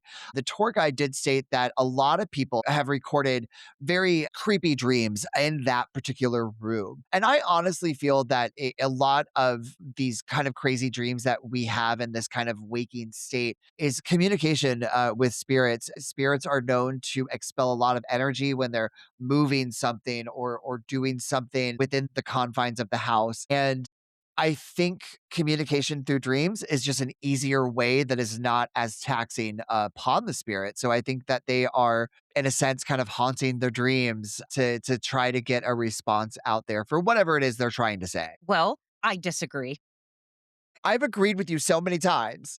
I know, I know. It's really tiring to be correct all the time. So, I think this whole reason for the crazy dreams is mainly because of 2 things. First, I'm gonna say one of the big reasons I think it is because, again, you gotta think of the role of priming and suggestion. You're surrounded by immersive decor. The house is painstakingly furnished to look exactly as it did on the day of the murders, including the crime scene photos and replica skulls that we talked about earlier. And I think that immersive decor can easily get into a person's mind, which then weaves into their dreams, like staying in one of the themed rooms, for example. Like if you were in Bridget's room with the toy chests and the toys around and the children's stuff, even if the child spirits weren't there because they didn't die there, feel like that person would still be inclined to dream about maybe like child spirits and stuff like that. The second reason for these dreams, in my opinion, is purely a scientific and physiological explanation. You got different types of sleep phenomena, like sleep paralysis, and once again, hypnagogic hallucinations. And then you have the acoustics and the infrastructure, just like I said before, that was reported by good old Shelley about the house being honeycombed and full of holes for the air conditioning and causing all kinds of noises. And then just normal like tricks of the light and stuff. You got a cluttered Victorian home that's not very well lit. It's very easy to be laying there and see shadows and then interpret that into your dreams. I think the second people walk through those doors, they're surrounded by influence. Especially if they spent most of the night ghost hunting. By the time they go to bed, they're probably extremely tired and in a clouded mental state. So I feel like they're even more susceptible to those types of dreams. I don't think the explanation for this is paranormal. It's one, because of all the immersive theming of the house, and then two, because of normal scientific reasons when it comes to sleep and being influenced by the things around you. Which room would you want to sleep in if you were staying overnight? Well, I will start by just giving our choices for a room. I love a choice. So we both know our options here. Yes. Okay, so we got the most popular one, which is the John V. Morse suite, which is the guest room. And this one's most highly requested because it's the actual site where the first murder took place. It's where Abby Borden was found between the bed and the dresser. Then there's the Andrew and Abby suite, which was their original room that they shared. Then there is the Bridget Sullivan room, which we've spoken about a few times now, that is located in the attic. And then there's the Lizzie and Emma suite. I think it's like two adjoining rooms and is where Lizzie and Emma stayed. So now that I've given our choices, I will tell you which one I will choose. And I choose to stay in the Andrew and Abby suite. And I will tell you why. Why? Well, one, the suite can accommodate up to 4 guests. So that's perfect for us, you know? Even though looking on the website, some of the rules of this place, ridiculous. If you even book a room, guests who book multiple nights must vacate their rooms between 10 a.m. and 5 p.m. to accommodate the daily tours. You have to neatly tuck your belongings to the side. Then housekeeping will clean the room, and then you can only return to the room after the tours conclude. For rooms like the Andrew and Abby suite, which is where I would stay, this is a 2-room suite on the second floor. The Andrew Borden room has a queen bed, and the Abby Borden room has a full-size bed. This is the only suite with its own private bathroom. And that, my friends, is why I will be going with the Andrew and Abby suite. I rest my case. What case was that? For me, it's like I would really enjoy the John Morse room. And obviously, that is because that is the room where Abby was brutally murdered. Look, I want the covers thrown off of me in the middle of the night. I want Abby to turn the bed down. And I feel that if I was to experience her spirit, it would more than likely be in that room. Also, the other part of me would want the Bridget room upstairs because I kind of want to hear if you could hear a body hitting the floor from up there. I don't know. There's something about it that I'm like, of course, obviously, like when I go into a location like this and there is such a famous murder, part of me is like, I want to look at the facts too. I want to try sleeping in these rooms to see what I would experience type Well, situation. okay, you got to choose. You got to choose one though. Overall, it would be the John Morse room. Yes, John Okay, Morse. but you should know you have to share a bathroom. That's okay. I grew up with a sister, so I'm used to it. Yeah, teach their own. I will be having my own private bathroom. Thank you. I will not share with you because of your choice. If they have a beautiful tub in that room, then I will just find me in the tub. It's that simple. How believable do you find the paranormal investigations that you have watched, and which one was your favorite? Ooh, which one was my favorite? Okay, well, my favorite was actually an extremely obscure investigation. All right, not a lot of people know about these guys. Okay. Okay, they're not very popular in the investigation community. Their names are Sam and Dean Winchester. They're brothers. They drive an Impala, Mm. beautiful car. They're incredibly handsome. And their investigation to me was definitely the most exciting. I mean, it's almost unbelievable.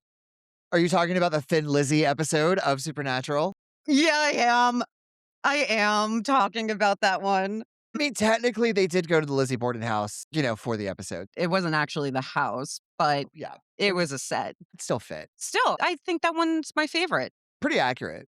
Yeah. What about you, Colin? Which one should we talk about first of the investigations? So I will say, out of the ones that we've watched, we started off with Sam and Colby. If I'm being honest, I found a majority of them laughable. Okay. And this is coming from seasoned paranormal investigator. I did find them a little laughable. I have a lot to say about that investigation, Yeah. Yeah. so maybe we should save it. Yes, I'm not gonna go too deep into, like, with the Sam and Colby, but I think if there was one that I had to pick, I did enjoy more aspects of the Paranormal Syndicate, which was kind of the last one that we had watched. There is Daniel Hooven, and then he has investigators Chelsea, Jordan, and Helmy. Yeah.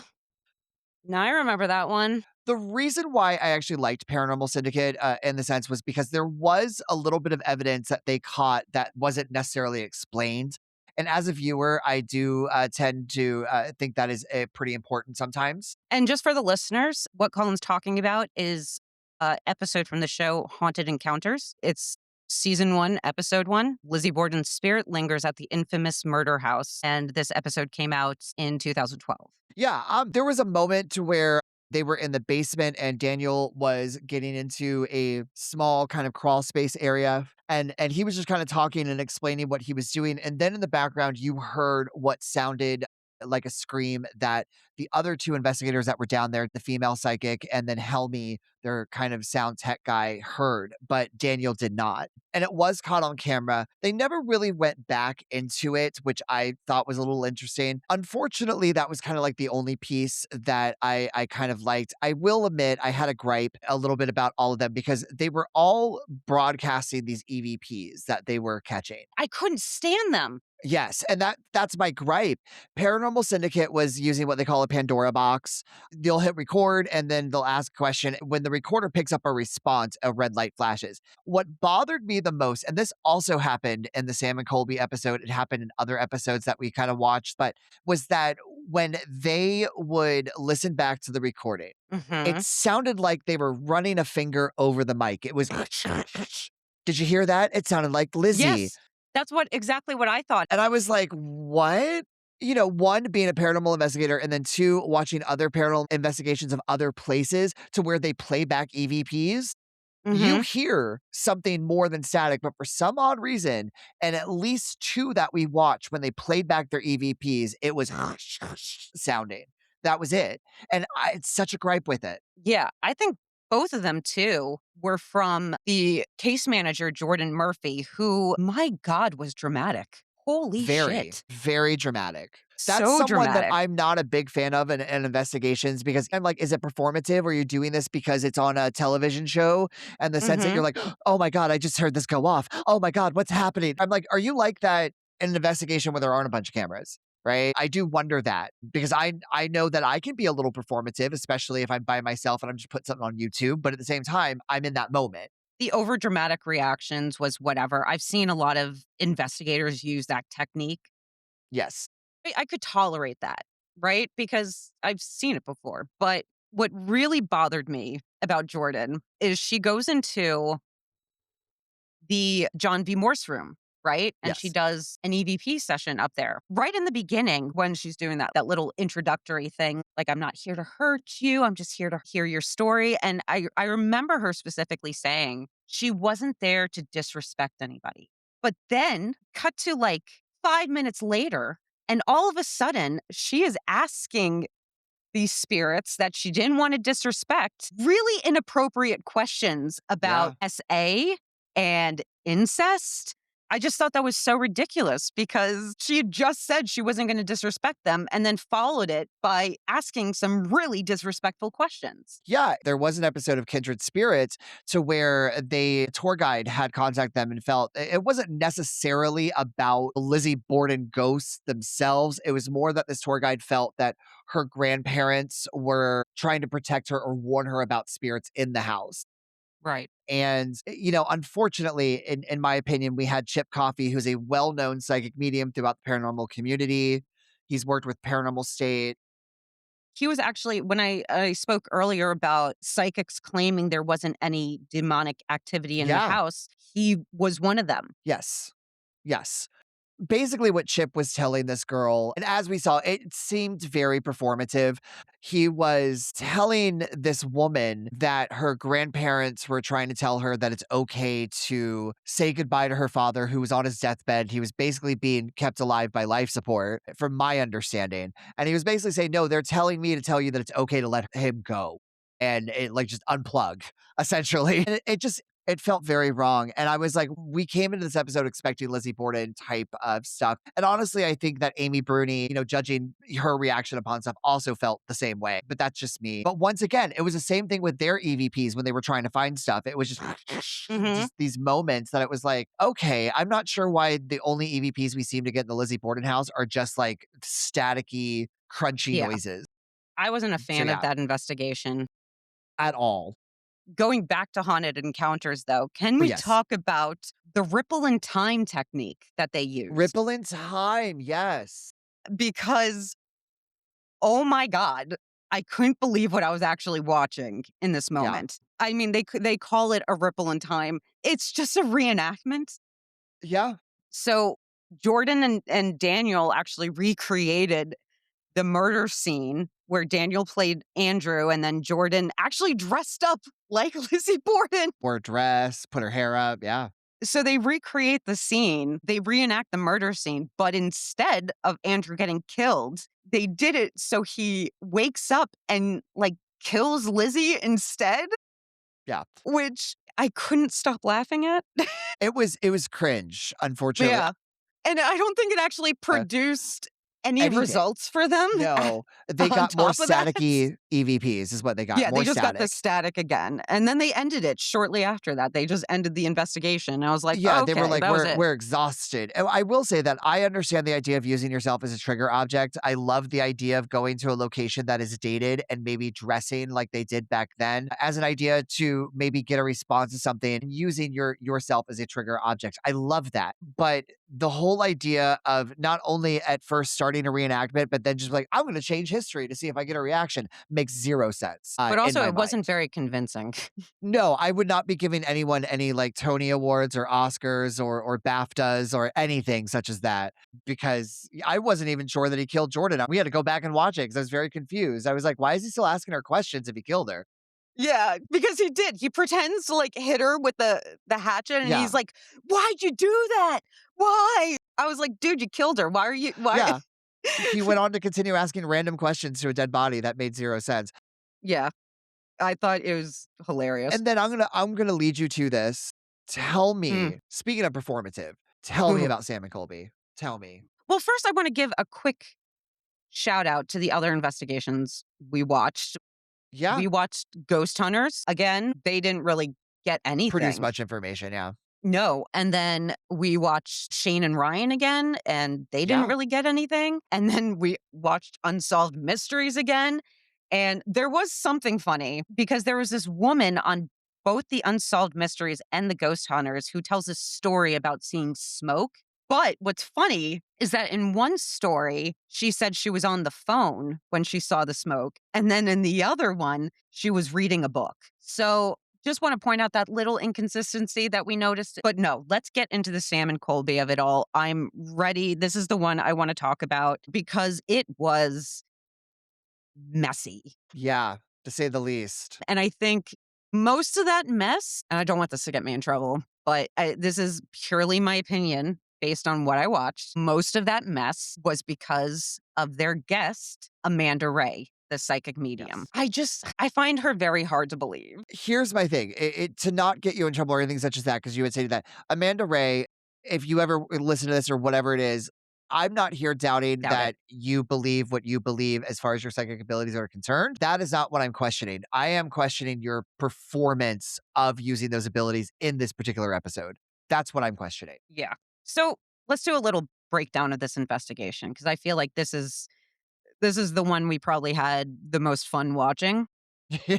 and got the most from. I feel like we debated a couple times about things that happened, but we Yeah. also were in agreement at times about things that happened. So immediately, You have Amanda claiming to have spoken to a ghost named Margaret, which instantly they try to link it to Bridget Bridget. by saying it was her nickname. Sam and Colby actually are one of the investigators I'm talking about that say that Maggie was her preferred nickname. And it was not. Amanda throws out this name, and I feel like Sam and Colby really instigate her sometimes. She says Margaret, and instantly they're like, oh, it belongs to Bridget because of Maggie. If she was appearing to Amanda, I don't think she would appear as a Margaret, especially because you said you think that Bridget is actually Residual. yeah, you think well, no, you I think do. Lizzie's residual, but you also think I think Bridget's both are. residual. Yeah, Okay. I think Bridget is easily residual. They had 2 other girls on the investigation with them named Kat and Stas. You don't hear from them a lot because Amanda's there. But you see them roll their eyes a lot. You do. We thought they were kind of iconic for that. Yeah, yeah. So they get a guided tour from this guy named Jack Sheridan, who's really good. I guess at the time of this video, which is, by the way, in case anybody wants to watch it, it's called Overnight in Axe Murderer's House, Lizzie Borden Hauntings. It came out July 18th, 2021. So at the time, this guy had been working there for 11 years. And I love that when they get to the John V. Morse room, he makes Amanda Yeah. pretend to be Abby Borden and instantly he's like, go make the bed. And I love that he was giving her chores. And then he actually made her kneel down in the spot where she died. But yeah, I thought he was really good with his historical facts. Who I didn't think were good with their historical facts was Sam and Colby. Because, Oh, yeah. yeah, because they actually give some historical facts that are not correct. One of them being they said that Bridget was washing windows during the murder, which was not true. She was upstairs in She bed. had washed windows, but she was actually resting in her room. They said Lizzie was in the house, but just couldn't hear anything, which is also incorrect. She was in the barn, which actually, after the fact, they do put that edit and they print it on the screen.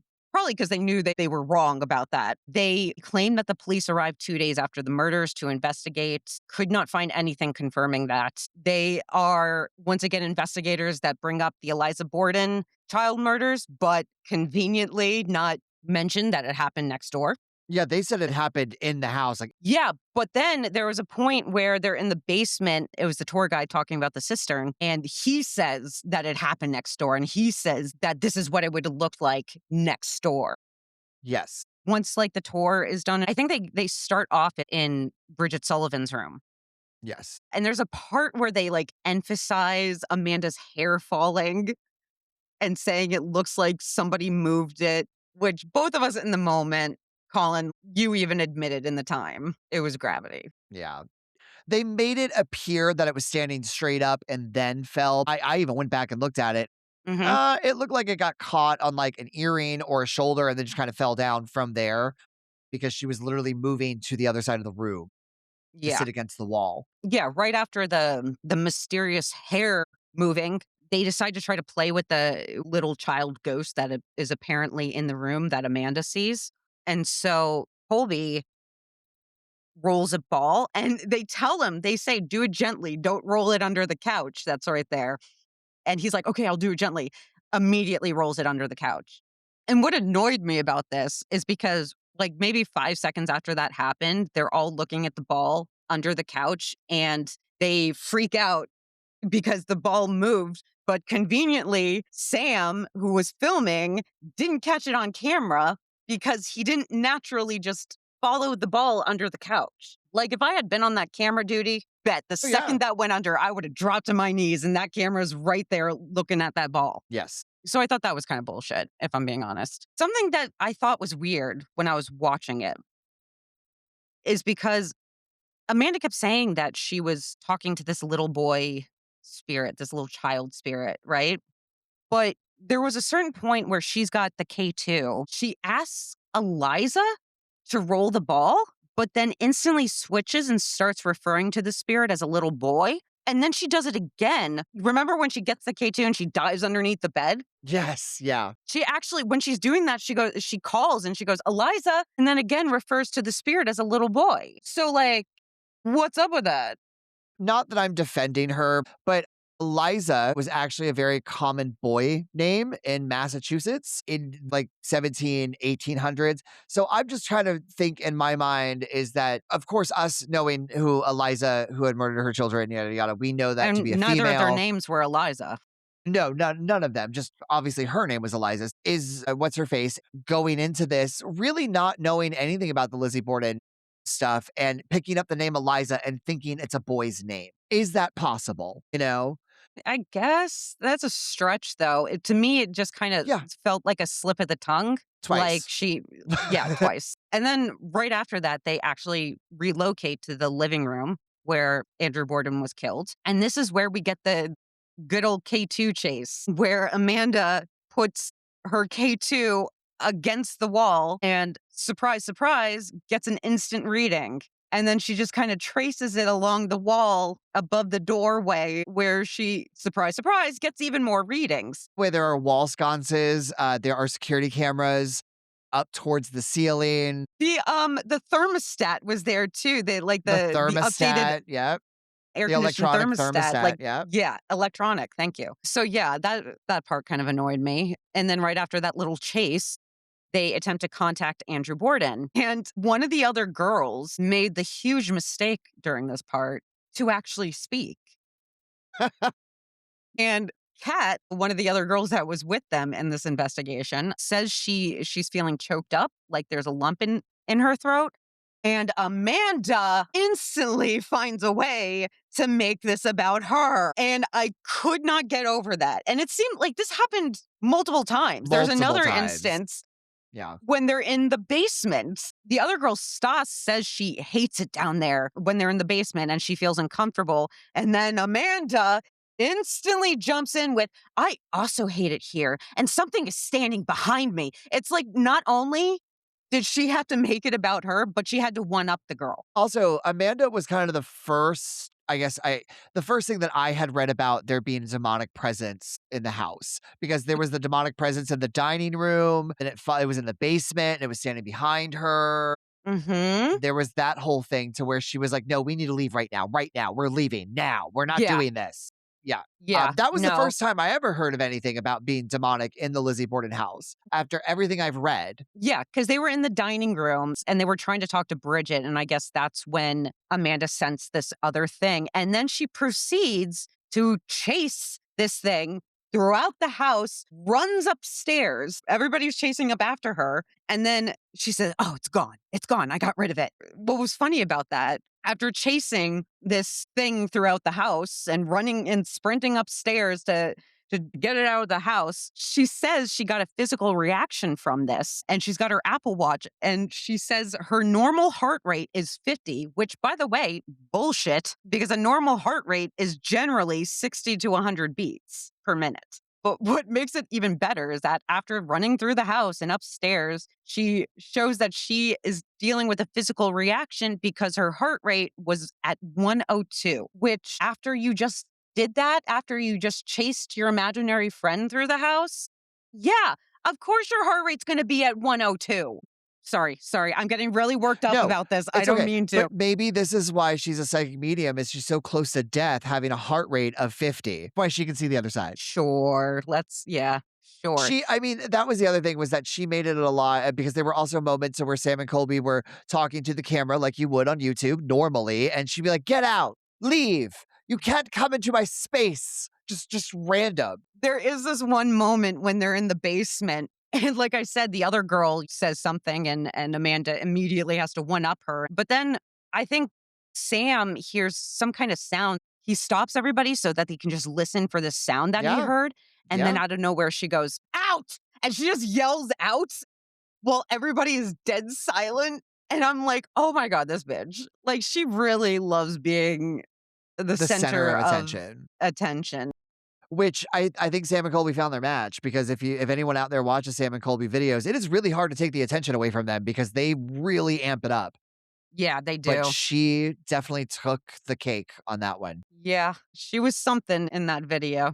She definitely was. For closing note on my end, I've talked about Sam and Colby before, kind of watching their videos throughout the years every now and then. I do feel that they're mainly performative, but I will say, Sam and Colby, if you ever listen to this, please do better research. I'm not saying go deep diving like Jess and I do, but everything that I've seen, it's like 95% not factual. It's something that you've heard. It's Mhm. all hearsay. Yeah, And for as popular as you guys are, that I find that to be a little annoying because I'm just like, that is not anything that I found. And it's just putting false information out there. And I don't think that is great for a paranormal community. Is the Lizzie Borden house genuinely haunted? Or is it one of the most successful examples of expectation, storytelling, and tourism shaping belief? I do think the house is genuinely haunted. I feel that there was a huge unsolved double murder, and I think that ghosts stick around a lot for unfinished business. And I feel that they're not going to rest until it's solved, or if they feel it's as close as it's going to get. I feel that the hauntings are consistent throughout time. And to me, that kind of proves right there that it's not necessarily people making it up or necessarily Ghost Adventures or whoever who is owning the place is like making like kind of a haunt house. I think the stories are all out there, and so many different people have roughly the same experiences. And that's usually prior reading other people's. So I do think the house is genuinely haunted. Yes. me too. No, I don't. Uh, I actually think it is one of the most successful examples of expectation, storytelling, and tourism shaping belief. I mean, US Ghost Adventures really pulled out all the stops for this one. They lean on the paranormal so freaking hard when already, in my opinion, and I know I said something very similar to this in the Queen Mary episode, but I think the history is interesting enough that that can just be leaned on more versus the paranormal claims. I think this is another perfect example of that. They're a successful business. Whatever they're doing is clearly working for them, but do I think it's morally okay for them to be profiting so hard off of possibly fabricated stories about actual victims in a real life murder? No, I don't. I hate seeing people profit off of horrible things like this because it involved real people who had real families, and they're not characters in some folklore. They're real. And I feel like over time it has kind of been turned into this almost folkloric tale, instead of being a true crime story, which it actually is. So, what are your final thoughts on the Lizzie Borden house? Bree, our wonderful producer, I would actually much prefer to get your final thoughts about the Lizzie Borden house. Like, do you think Lizzie did it? Honestly, Yeah. from the research that I did, I don't. Ooh, scandalous. Who do you think did it? I think it was John Morse. That's a very popular theory. Yeah. There's a lot of evidence backing that up. There But is. of course, there's a lot of evidence backing Lizzie up. So Mhm. it's hard to say, of course. But I would like to say that I think it was John Morse. But I would also like to say that I really hope Lizzie is still haunting that house. We already stated that US Ghost Adventures needs Lizzie Borden to be haunting that house. Absolutely. But as someone who absolutely loves the paranormal, I would like to think that she is still in that house. As much as I would like ghosts to move on, it's still so intriguing to know that they are possibly just still on this earth because they want to be. And I feel like Lizzie is the most interesting person. Wow. I kind of agree with Brie in the sense that I think John Morse, because one of the most biggest pieces of evidence to me is that he showed up unannounced, especially when prior years he's always announced his arrival with the telegrams. Showing up unannounced. And then also when he sat there and said, no, I was visiting this girl and the coroner was there, but the coroner was at freaking Lizzie Borden house with the bodies. But, I think Lizzie tried to murder them. I think that's the whole reason she went out to try to get the poison. And the pharmacist was like, no, sorry about that. And so I think she contacted her uncle and said, look, this, I think she had a hand in this. I also think that amount of passion that it took to hatchet these two people with all of those blows, it's a lot. It's a lot. I just don't think Lizzie had that in her. And I hate to say this, but when you look at psychology, it's kind of like a woman is normally going to choose, especially to murder someone, like poison, those types of things. I know. Sexist. Yeah, I'm going to be sexist because it's just Men use psychology. poison too. Very rarely. if they're trying to get away with the I need to crime. see these statistics. Okay, Yeah, I'm not taking your word for it until I that's see some fine. stats. But I do feel that I would not go into the Lizzie Borden house trying to solve a crime. I just wouldn't, because No. I think, it's unsolvable. There's just no Mhm. amount. Even if Lizzie Borden herself came to me, whether in a dream or manifested and said, "It was me," who's going to believe it? In all honesty, unless there was like a documented video of her sitting down, chilling out, eating her 6 pears, and going, "Yep, did it." It's just, it doesn't really matter because everyone in this case is dead. And so I wouldn't go in there expecting to solve a double homicide. No, not like Amanda Ray did. No, no, no. I would go in there to try to figure out why they are still there. Is it because I think there's unfinished business or whatever it is? That's what I would try to figure out. Well, for my final thoughts, instead of discussing the Lizzie Borden house, I feel like I've said everything that needs to be said about that topic. But I would like to take a moment to thank all of you out there who have been supporting us and listening. We appreciate you guys.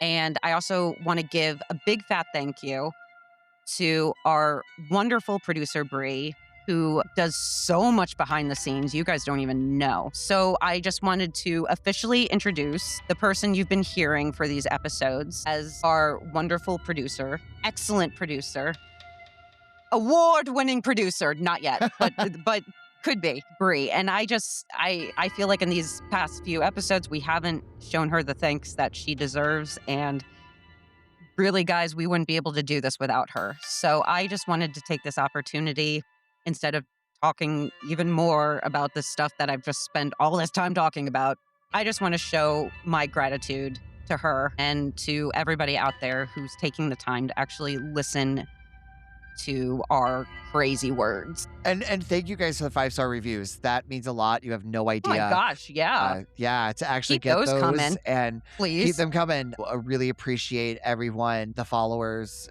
the listeners. It's amazing. It's overwhelming, the response we've gotten. So I appreciate it very much, very deeply from the bottom of my heart. And once again, Bree, to all the work that she does.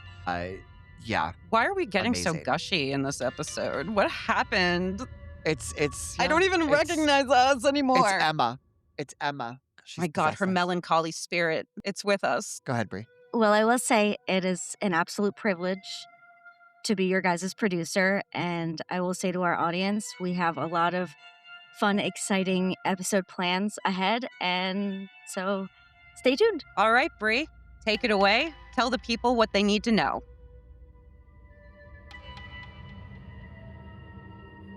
And that concludes our discussion on the mystery surrounding the Lizzie Borden house. But the debate is far from settled.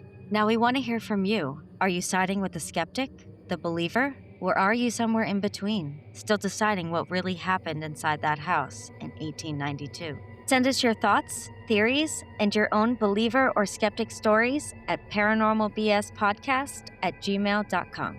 Because sometimes the stories that stay with you the longest are the ones you live through yourself.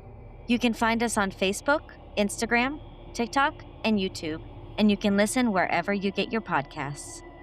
Until next time, keep an open mind, question everything, and remember, not every mystery wants to be solved.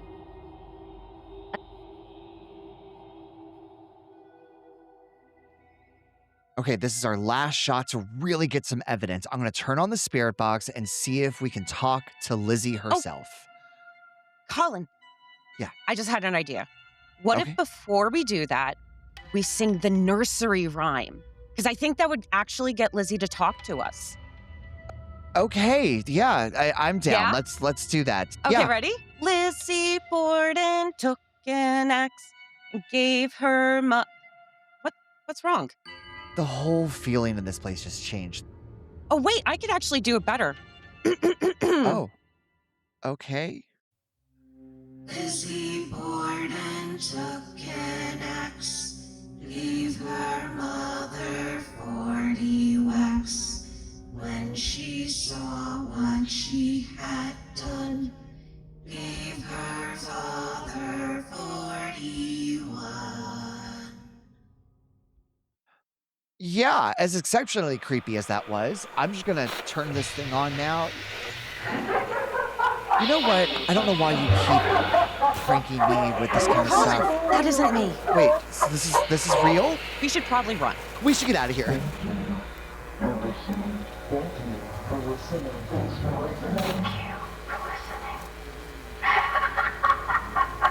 Goodbye. Goodbye.